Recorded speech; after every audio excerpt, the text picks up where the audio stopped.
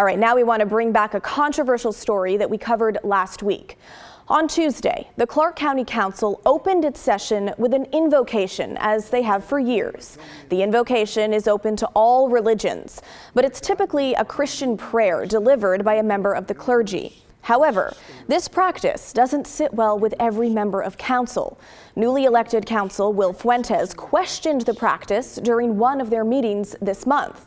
He brought up concerns about the separation of church and state, and he suggested the invocation was unnecessary and distracted from council business.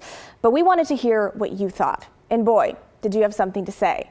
Let's start with Rob, who wrote in saying prayer should not be part of the council meetings.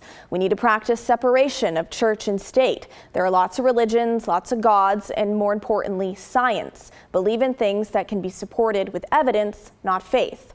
Deborah says, a big resounding no. Our founding fathers believed in separation of church and state, and there's been a creep over the years of too much religion, as long as it's the Christian variety. I think Eisenhower put "In God We Trust" on our money, which people forget never used to be there on our currency. It just irks me when one subset of our country thinks they can lord, pun intended, it over every single American. Jean added, ban it unless they have a Muslim, Hindu, Buddha, Native American, Jewish prayer each before a Christian prayer is redone. And while you're at it, add a Satan prayer, all religion or none. It's a United States Constitution issue, either a violation or not.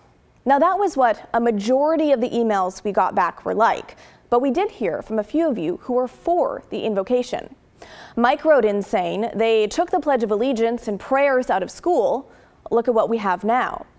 And Pamela says, simple, if you don't want to, don't. And if you do, do.